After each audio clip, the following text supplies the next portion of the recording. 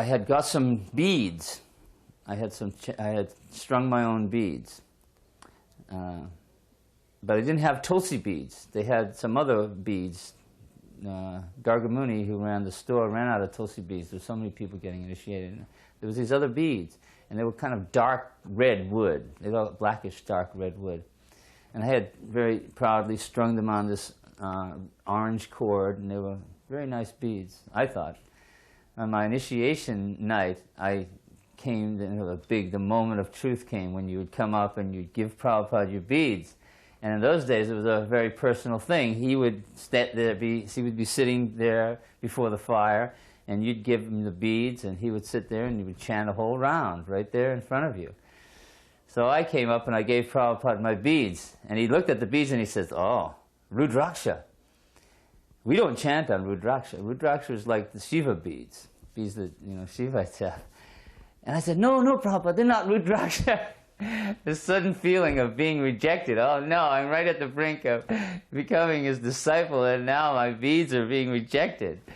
So I said, "No, no, Prabhupada, they're not Rudraksha." And he looked at him again closer, and he could see, oh, they weren't Rudraksha, they weren't Tulsi beads. And he said, "How come you don't have Tulsi beads?" And I said, "Oh, Gargamuni ran out of Tulsi beads." And he said, "Well, this is all right."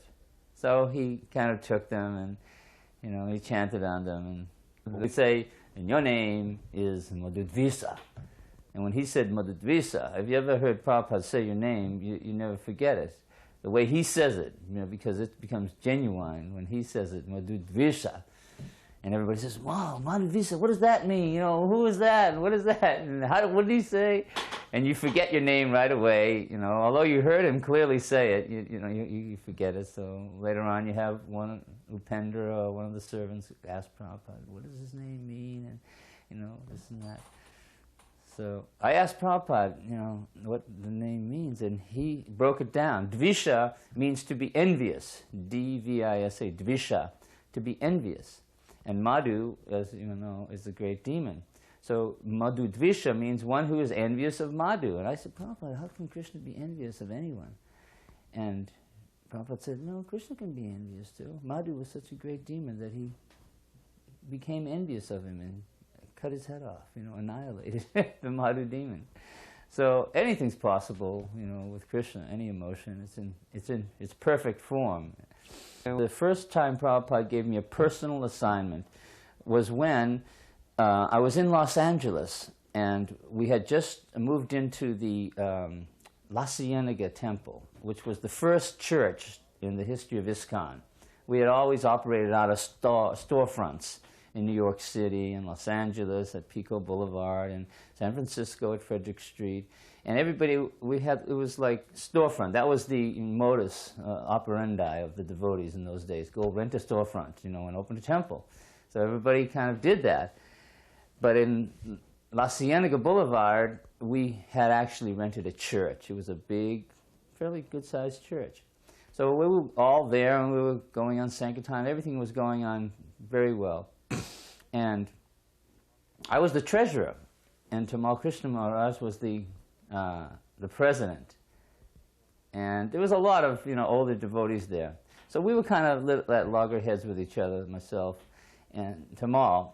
We were always serving together, but somehow or other we were pulling in different directions at some times. So Srila Prabhupada called me in and called Tamal in together. And so he said, "Well, why is there a problem?" And Tamal said, "Well, Madhu-dvisa can do the same things I do. And, we both can do them, but sometimes he wants to do them and sometimes I want to do them, and we get into conflict like this." So Srila Prabhupada said, "Well, let Madhu-dvisa go to San Francisco and be the temple president there." So I said, "Great, this is a breath of fresh air. I'm going to go and become the temple president in San Francisco, the temple that I originally joined at." And that was a special responsibility because that's where our Rathyatra festival was held. In those days, there was no other Rathyatra festivals on a grand style. There was maybe some small festivals, but there wasn't even any Rathyatra festival in Los Angeles in those days. But in San Francisco, that was the new Jagannath Puri, and we had a tradition of a grand Rathyatra. So when I was sent to San Francisco, that was the first, personal instruction that I was receiving from Srila Prabhupada. I had been serving Prabhupada, but it was always as the group.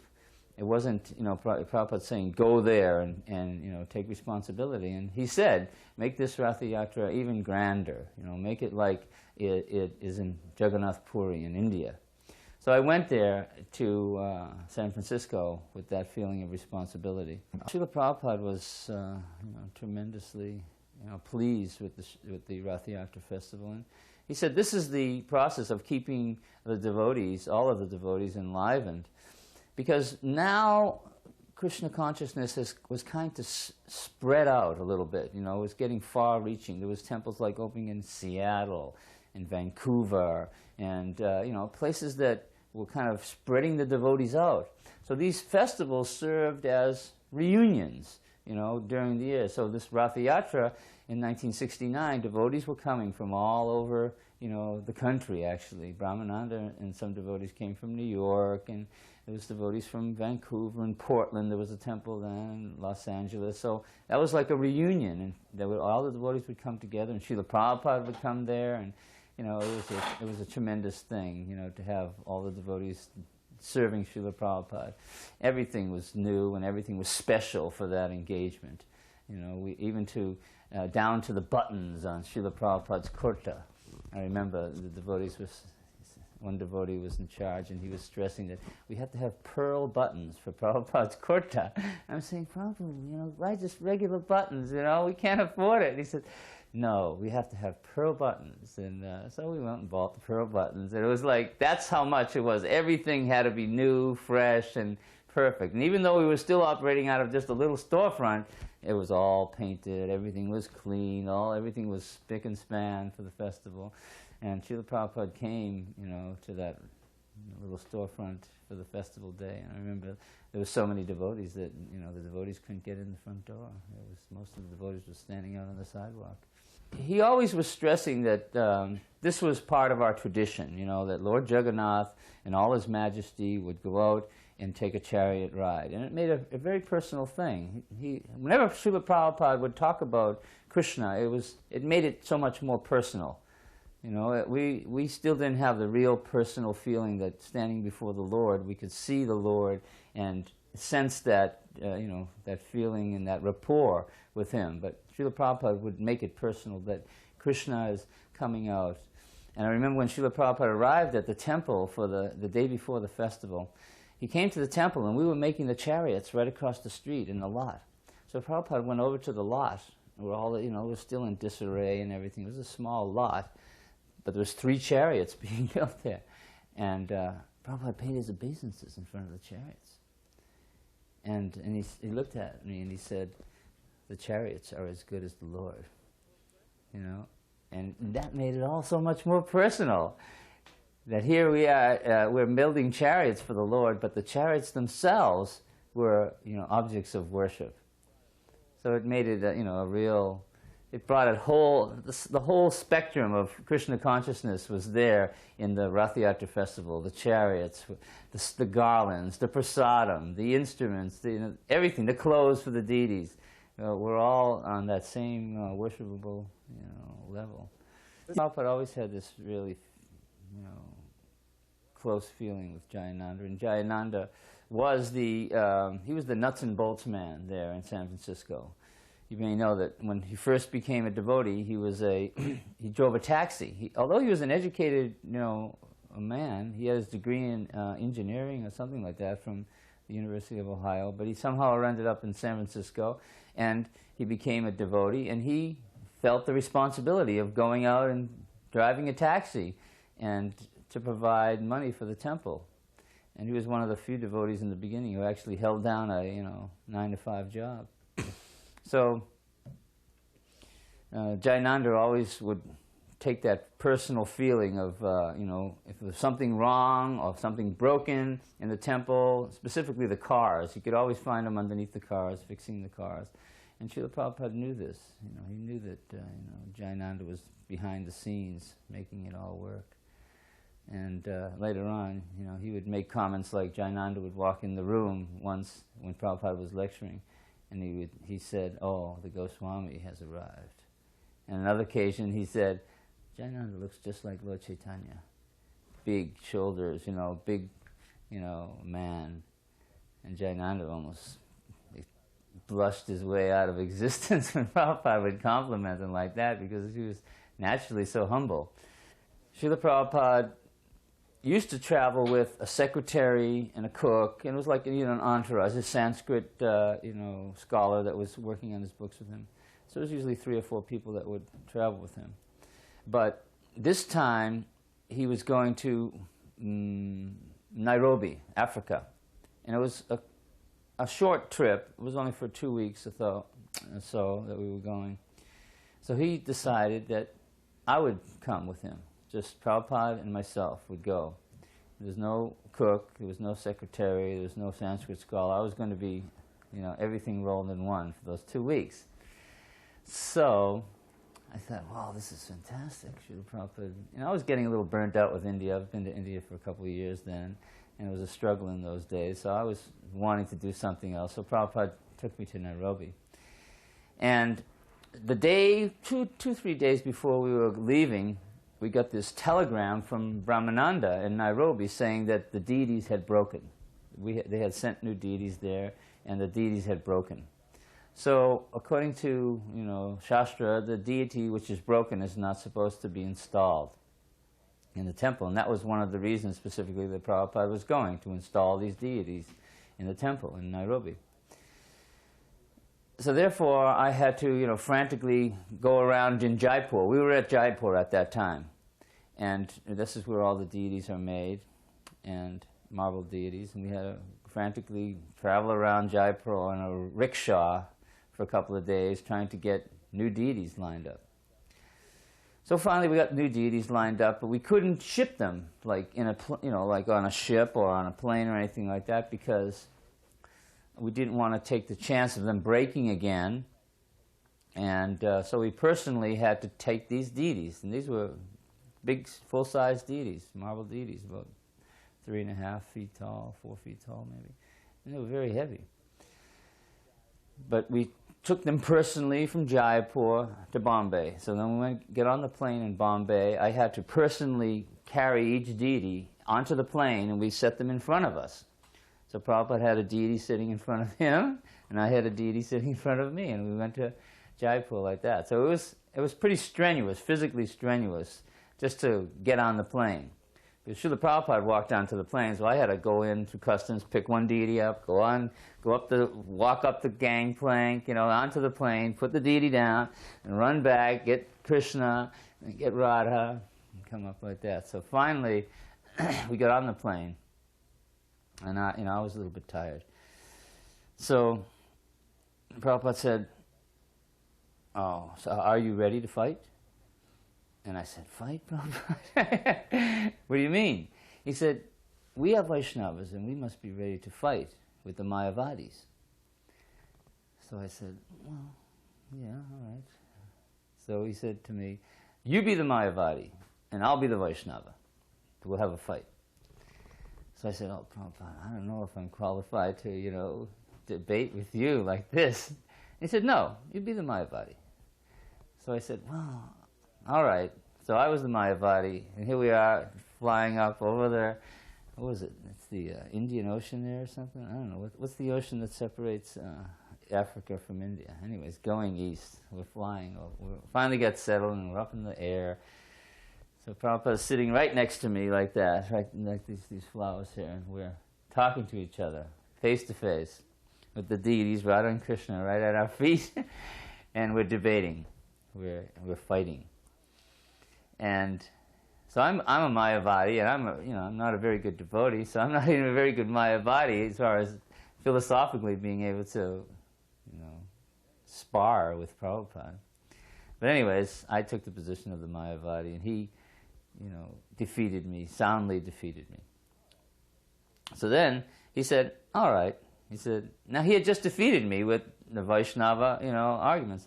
So he said to me, "Now I'll be the Mayavadi, and you be the Vaishnava."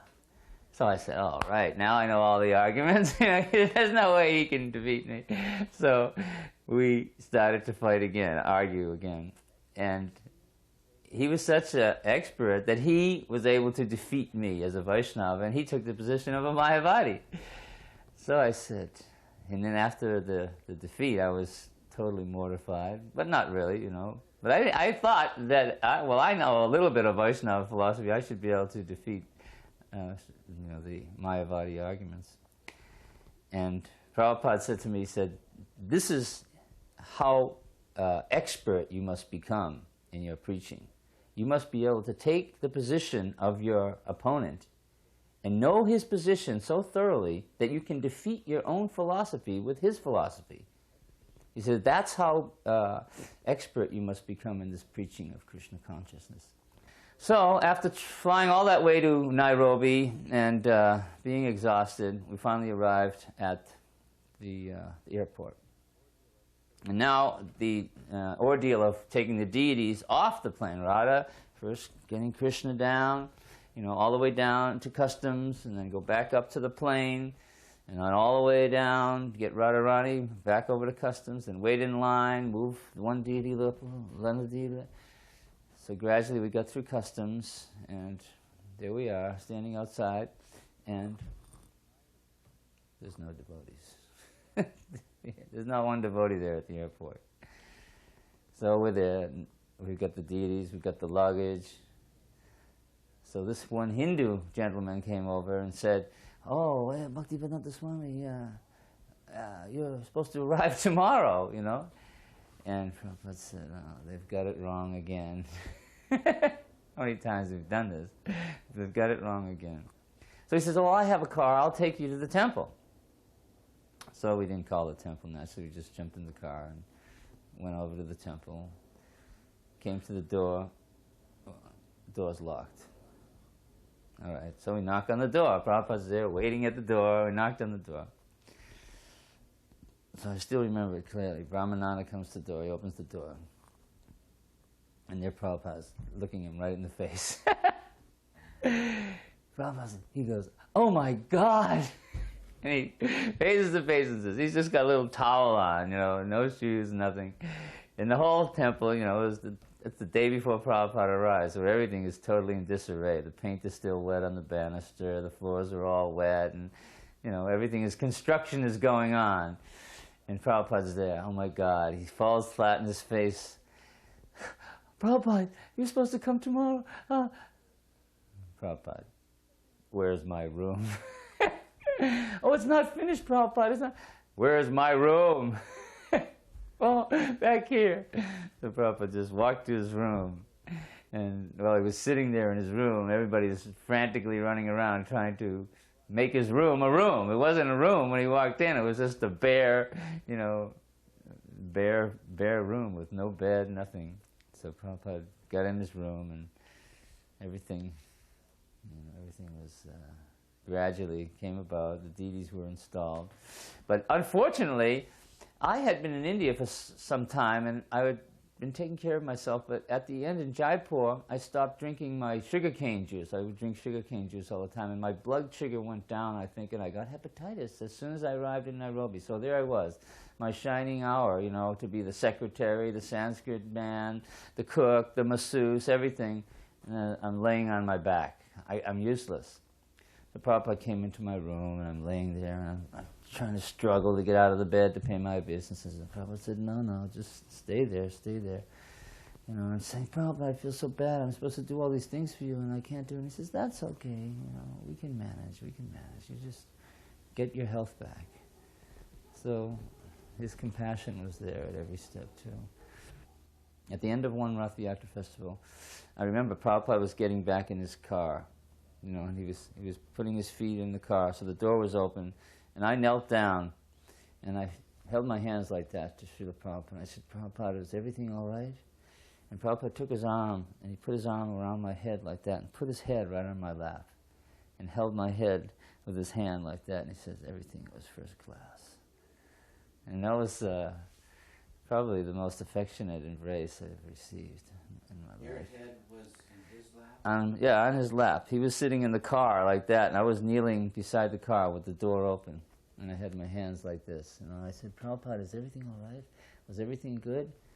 And he took my head, and he put his arm around my back like that, and put my head right on his lap like that, held his arm on top of my head like that, and said, everything was first class. This social worker came to see Srila Prabhupada. And he was an old gentleman, but very, very meticulous. He had a very, well-tailored suit on, starched shirt, nice silk tie, spotlessly shined shoes, starched, cuff-linked shirt. Everything was just proper, hair comb, glasses. He was an old gentleman. But Prabhupada started to talk about sex life. How if a person just wants sex life, then he's like a dog. And this gentleman was saying, well, I like sex life, And Prabhupada said, well, this is a doggish mentality, to just want sex life all the time. Does that mean that you're a dog? And he said, I guess so. That's what I like. So the conversation went on like that. So in the end, the gentleman was soundly defeated by Srila Prabhupada, but he didn't feel bad. So Prabhupada said to him, Prasadam, bring Prasadam. So the gentleman said, oh, no, I'm not, I'm really not eating anything now. He said, no. He says, you must take Prasadam. Because Prabhupada knew that this philosophy, although it was defeating him, it really didn't do too much. He did the prasadam, he had to take the prasadam. This was the thing that was really going to be able to make this man have a little spiritual advancement in life, because as far as accepting the philosophy, he had just willfully accepted the fact that he was a dog because he liked sex life. So to philosophically accept this teaching was not going to happen. So Prabhupada was insistent that he take the prasadam. So the devotee brings in a gulab. Now gulab, as we know, is a big, juicy sweet full of sweet ball juice. So the man says, the devotee plopped the gulab in his hand. So it's, So these gulabs were particularly big. They were very big gulabs, and they were soaking in this sugar water for a long time. So the gulab was sitting in his hand, and it was like a sponge. It was like a big sponge. So the gulab, he was talking to Prabhupada, making the final, I'm teaching here, and how long are you going to be here, and maybe we can see each other again. And this, and he had kind of developed a nice, friendly relationship with Prabhupada. They were having their closing remarks, but at the same time, he's kind of trying to balance this gulab in his hand, so it doesn't drip on him. So the gulab starts to. The juice from the gulab starts to run down between his fingers. So he's trying to tilt his hand up while talking to Prabhupada at the same time, so the gulab juice doesn't run down his fingers. But now it starts to run down his wrist, and over his starched shirt sleeve, kind of dripping from the cuff link. So he's kind of holding it like this, doing this balancing act. He doesn't know what to do with this gulab, and Prabhupada says to him, "Eat it." Now he's got this gulab, and Prabhupada's saying to eat it, and he's, well, no, I don't want to eat it. I can take it with me. No. Prabhupada said, no. You must eat it now. So the man, he doesn't quite know what to do. So he thinks, well, I'll just take a little bite of this gulab, and it'll be all right. It'll satisfy Prabhupada. So he takes a little bite of this gulab, so it ruptures the gulab, and now all the deluge of sweet ball juice is running out of the gulab. It's running down it's on his tie, and now it's dripping on his shoes, his patent leather shoes, and he's now it's all over the place. So Prabhupada said, no, eat it all. So by this time he doesn't care. He's just totally covered with gulab. So he throws it in his mouth. Now he's got this big gulab in his mouth. And the sweet ball juice starts to run down his face. So his hand is full of gulab juice, sugar juice, his cuff links, his tie, his pants, is dripped on his shoes. And it's coming down his face. But he finishes the gulab and he smiles. He said, "That's very good." And Prabhupada said, "Yes." And he said, "You know, I'd like to have another one of those." And Prabhupada said, "Oh, very well." And he says, "I think it will go good in my rum." Prabhupada said, "Wait a second. This is not to put in your rum. This is to eat. This is prasadam. This is food offered to the Lord." He says, No, it tastes sweet. It would go good in my rum. I drink rum every night. I'll just put this gulab in my rum." So Prabhupada calls for another gulab, and he gives it to the gentleman, and the gentleman gets up, and he says, "Thank you very much, Prabhupada, and it was nice meeting you and everything like that." So he's walking out the door, and Prabhupada said, "Now don't put that in your rum." And the gentleman said, "All right, I'll just eat it."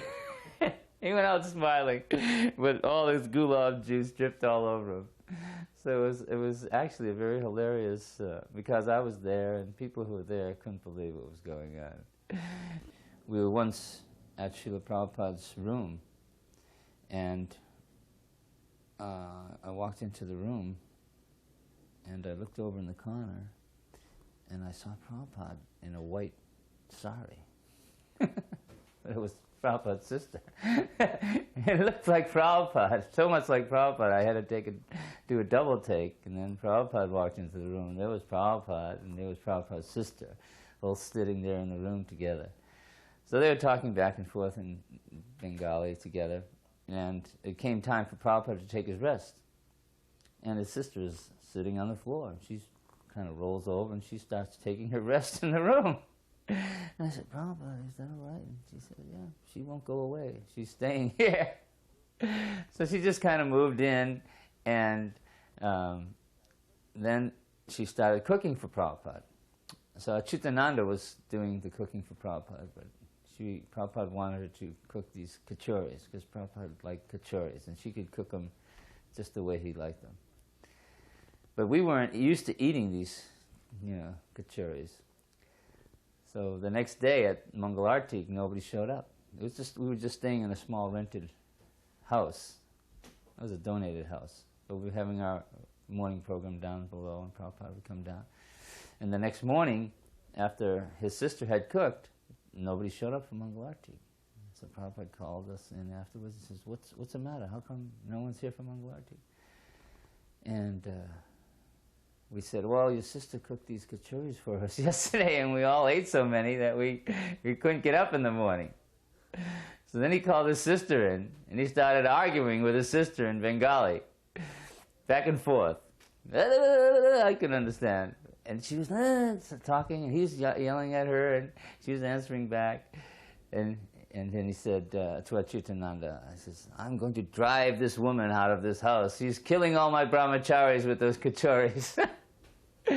So Srila Prabhupada and his sister had, a relationship which was far above, our understanding. But that was just a humorous incident of her being there. Another incident that comes to mind was in 1969. We had this temple in La Cienega Boulevard in Los Angeles.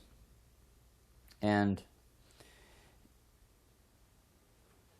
actually, it might have been 1968. Anyway, it was 68 or 69.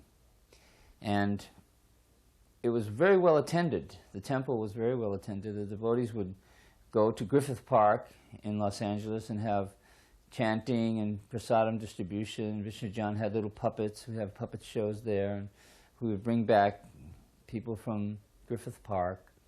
And also, we would go down to Laguna Beach, all the way from Los Angeles to Laguna Beach. There was a store down there, the Mystic Arts bookstore.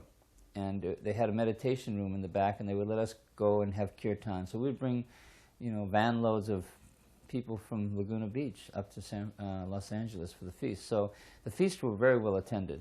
So on this particular day, there was a fire jagga.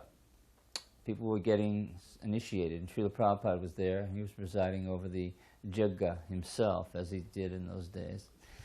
And the temple was very full with people, and there was an Italian filmmaking crew at the temple at that time. They were filming the whole thing.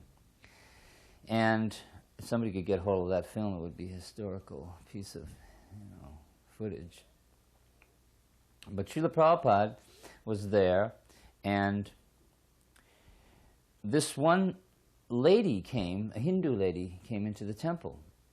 And she was a guru to these Hindus. Her name was Shama Devi. And she ended up having a ashram right next to the Krishna Balaram temple in Vrindavan. But anyways, she came into the temple, and she was sitting in the back of the temple, and they rolled out her carpet, and she sat down on the carpet, and her disciples were older Hindu ladies and gentlemen. They sat around her, and Srila Prabhupada was performing the Jagga. So Srila Prabhupada, after he finished the Jagga, he went up and got on the stage. And in those days, we had Prabhupada's Vyasa sitting right on the stage at the same level as the altar. Srila Prabhupada was having a kirtan, and he was playing his kartals, and he was leading the kirtan, and then he told someone else to lead. Maybe it was Vishnu Jana or something like that. So in those days, the kirtans were ecstatic, but they weren't uproarious because of the dance step we used to do. We used to do the Swami step, and the Swami step was a choreographed step that everybody would very in coordination with one another dance, put one foot in front of the other, one foot in front of the other. The arms would be upraised like that, and we'd all be chanting and dancing like that. A long aisle of devotees on either side, facing one another, and we'd be dancing back and forth, having kirtan. So Srila Prabhupada, during the course of this kirtan, he got up from his Vyasa, he was doing the Swami step with us, like that. We were all doing the Swami step. And then Srila Prabhupada did something that he had never done before. Nobody had ever experienced this before. Srila Prabhupada stopped doing the Swami step, and he started jumping up and down. Jumping up and down. We had never done this jumping up and down. No one ever knew about jumping up and down. We just knew the Swami step. And we were all happy doing the Swami step. But now, Srila Prabhupada was jumping up and down. And it was the most amazing thing, because it seemed like the whole universe was rocking. When Srila Prabhupada started to jump up and down. So we looked at each other and we said, wow, Prabhupada's jumping up and down. I guess we can jump up and down too. So it's never been the same since then. Kirtan has never been the same. The Swami step is still there, but it's only done by very conservative devotees. Everybody likes to jump up and down and really get into the uproarious kirtan. So Srila Prabhupada was jumping up and down. The devotees were jumping up and down, bouncing off the walls. It was fantastic. So meanwhile, this lady, Shama Devi, she was there, and she was having kirtan. And one of her disciples opens a bag and gives her a little madanga. So, whoa. In those days, usually it was one madanga per temple. One madanga, and only certain devotees could play that madanga. Those were devotees who were good madanga players and who wouldn't drop it or put their hand through the end of it. They had to be good madanga players, and they also had to be very concerned that the madanga didn't get damaged, because in those days we didn't have our, American-made plastic madangas. So if a madanga got broken, you'd have to send off to India for it. It took a long time to get it, and we didn't have the import-export thing happening so proficiently in those days. But they pulled out a madanga, a little small clay madanga, cool, and they gave it to her. And she started playing the madanga. So we kind of stepped aside, and she kind of moved her way up to the front. And Srila Prabhupada, he's jumping up and down, dancing. And all the devotees are dancing, and she's playing this madanga. And she starts to dance. And she starts to float around like a butterfly, taking these little small steps. And she's an elderly lady. She's about 50 or 60. She's elderly, but very, very conservative. And she's dancing around like a little butterfly, with her sari over her head, and she's playing the madanga like a gopi. So all the female devotees now, all right, here He was a Vaishnava. She could play the Madanga. She was dancing. And Prabhupada was obviously approving it, because he was up there on the stage, jumping up and down. So, then Prabhupada jumps off the stage, and he's in with the devotees, amongst the devotees, jumping up and down, chanting Hare Krishna. And this lady, Shama Devi, she's playing the Madanga, and she's dancing. And then the kirtan ends, and then Srila Prabhupada says, now you lead. So she starts to lead the kirtan. Now, the women are really ecstatic. Now, there's another precedent. We can lead kirtans too. We can jump, we can dance, we can play the Madanga, and now we can also lead kirtans, because here, this old lady is doing it, Prabhupada's approving it, he's doing it, he's allowing her to do it. So everybody was in total, euphoria there. And she led the most melodious kirtan. It went on and on. Srila Prabhupada was dancing, and she was dancing, and it built up. And it was the most fantastic experience that all the devotees could have had. So, before the dust even settled from the kirtan, devotee is on the phone to New York. Prabhupada's jumping. Prabhupada's jumping. What do you mean he's jumping? He said, you don't have to do the Swami step anymore. Prabhupada's jumping up and down. The kirtan was going on. Prabhupada was jumping, running up, back and forth, jumping up and down. And Brahmananda was saying, well, how do you do it? How do you jump? He said, you don't have to do it. You just jump up and down. Just be ecstatic. Put your hands up in the air and just jump as high as you can do. So Brahmananda called Boston. Boston called Montreal. And within a matter of hours, the whole country was jumping. And like I said, kirtan has never been the same since that time. We celebrated Janmastami in Tokyo, Japan, and that was a very intimate Janmastami celebration. Srila Prabhupada started the tradition of reading the Krishna book on Janmastami, as much as you could. He said, read the whole Krishna book if you can, but read it constantly throughout the day.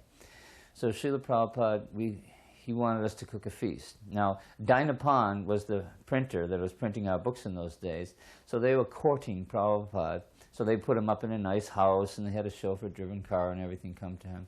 And the temple was in another building. So we all went to Srila Prabhupada's house on Janmastami Day, because he wanted us to cook a big feast for midnight and read the Krishna book during the day. So we sat around and we started reading the Krishna book, and Hari took a turn, and Tamal Krishna took a turn, and Kirtananda took a turn. So then Srila Prabhupada said, now is my turn. So he took the Krishna book and he started reading it. And I could see in Srila Prabhupada's eyes, you can see when a person reads something, how if they're really fascinated with something, that you can tell by the manner and the exclamations they make, and the feeling that they put into the reading. And Srila Prabhupada was reading very feelingly. And later on, I had talked to Prabhupada, and I said, Prabhupada, you were reading that Krishna book so feelingly. And Prabhupada said, yes. He said, I like to read my Krishna book. It's very entertaining. It's not that just because I wrote it, I don't care about reading it anymore. He said, these are Krishna's pastimes. And it's very ecstatic to read the pastimes of Krishna. So like that, we went on and on, all day long, reading the Krishna book until midnight. And we didn't finish the whole Krishna book, but we took a pretty good piece out of it. And then the next day was Vyasa Puja. So there was, Kirtananda was a senior disciple. I mean, senior means you were devotee for 2 or 3 years in those days, so it wasn't that we were all so well seasoned, but we should have known how to celebrate Srila Prabhupada's Vyasa Puja. So Srila Prabhupada arrived at the temple about 11 o'clock, 12 o'clock, and no, it wasn't 11 o'clock, it was 11:30, like that. And he came and he sat on the Vyasa-san, and he said, where's the pushpa? Now we were thinking, pushpa, what is pushpa? And Sudama was thinking, oh, he wants pushpa, pushpa rice, a fancy kind of rice called, what do they call it? Pushpa. There's some kind of rice called pushpa with all these nuts and curd balls and everything like that in it.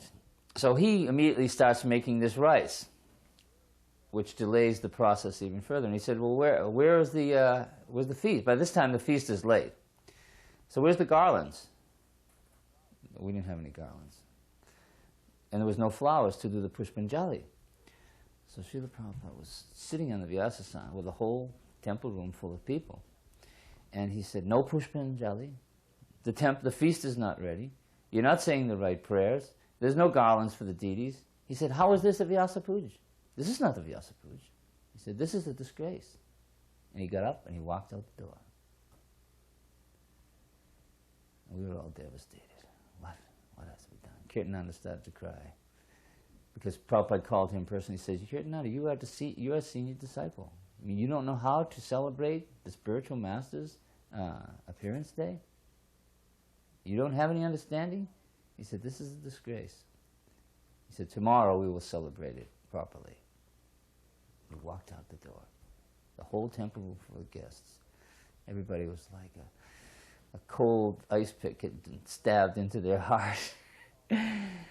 So we were all devastated, and he called us over to his house that same day. He said, now I will tell you, and you must never forget for the rest of your life, this is the way you must celebrate, this Vyasa Puja. And he told us, you say these prayers.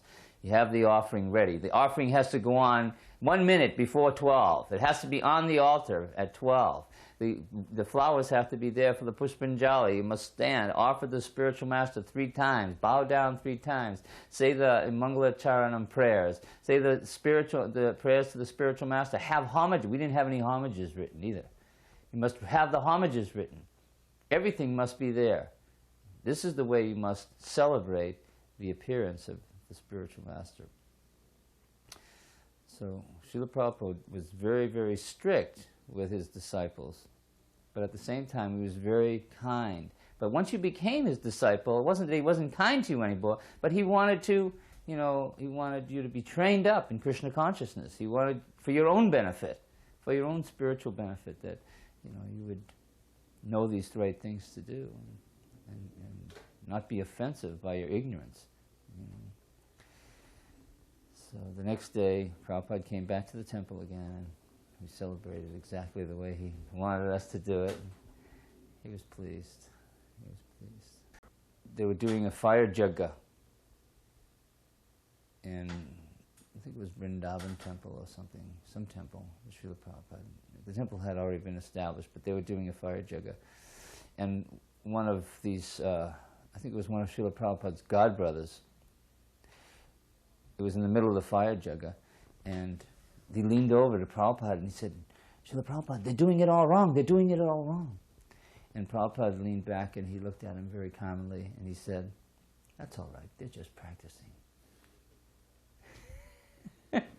And one time there was a little boy who came up to Srila Prabhupada to get a flower.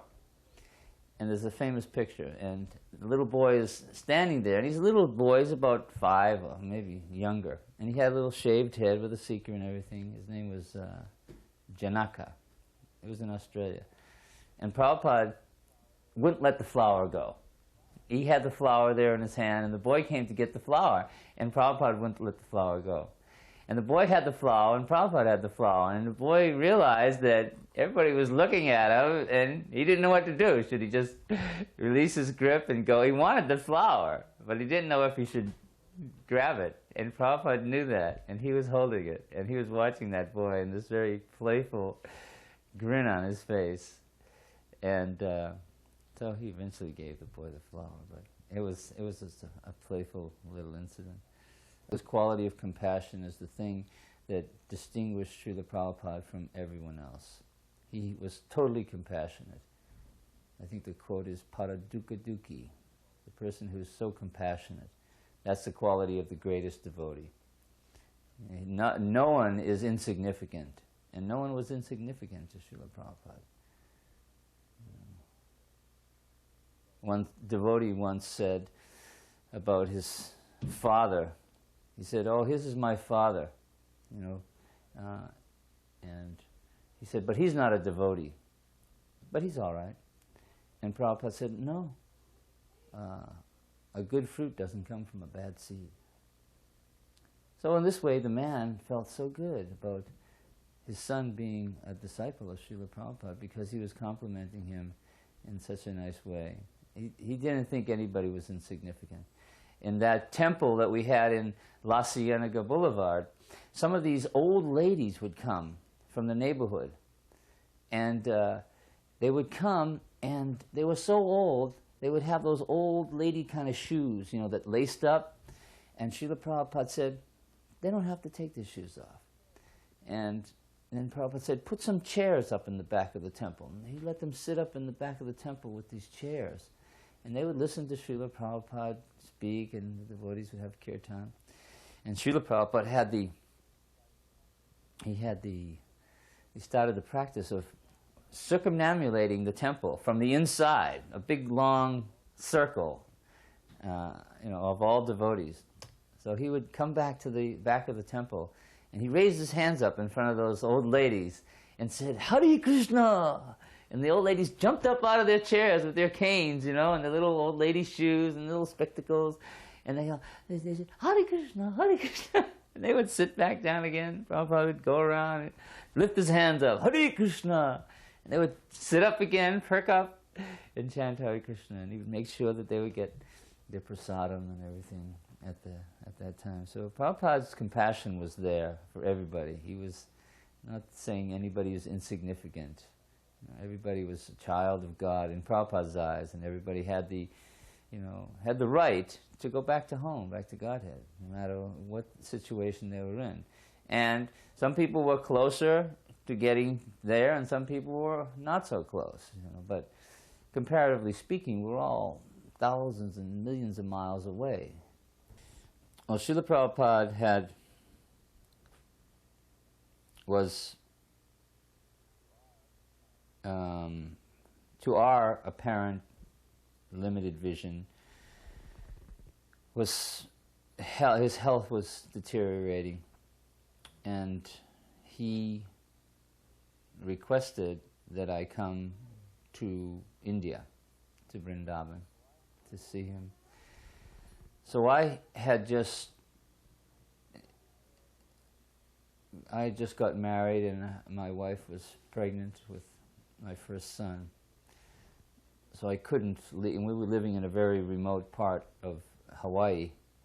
So I couldn't leave at that particular moment.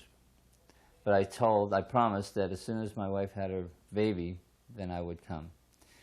So time passed after my son arrived, and Shri came over to Maui from Oahu, and we flew off to India together.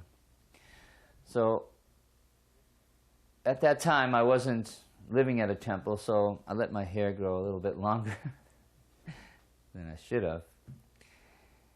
And when we arrived in Delhi, I thought, well, I can't go to see Srila Prabhupada like that, so we shaved up. And had this big long sika. And Srila Prabhupada, when I walked in the room, it was a very, sober mood, and dark, and everything was, subdued, and people were kind of morose, not making too much sound and everything.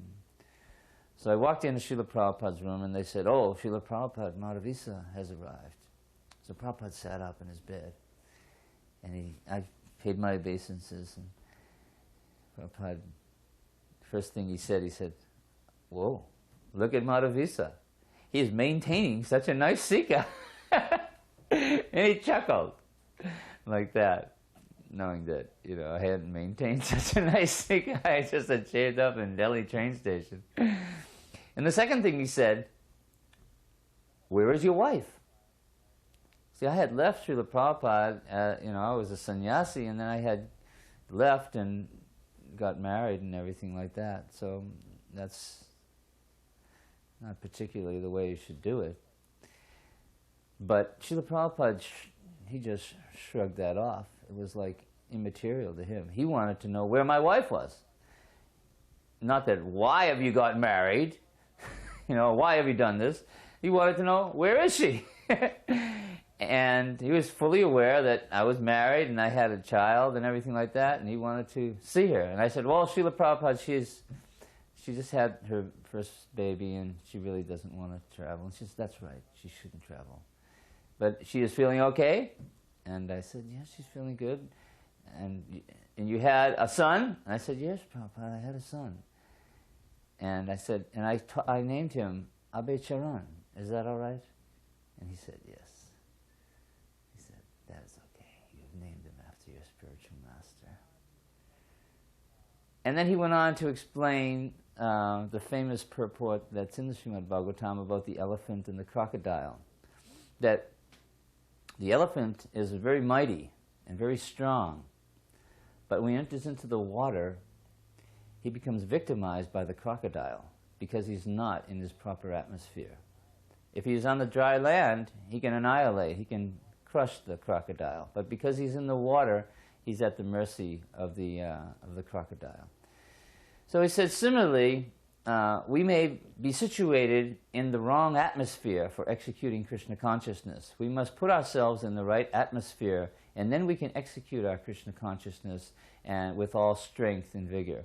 So he said, it doesn't make any difference. You are a sannyasi, now you're a householder. That doesn't make any difference. The proper thing is just to go on with your Krishna consciousness, execute it. If you can't execute it, if you're becoming weak by artificially embracing a sannyas order, and you must take another order to become strong again, that is all right.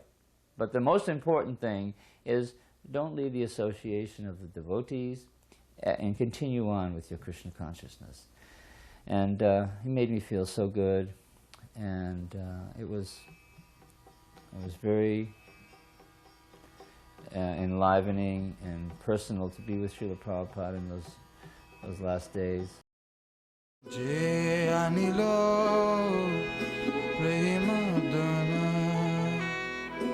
Karuna Prachu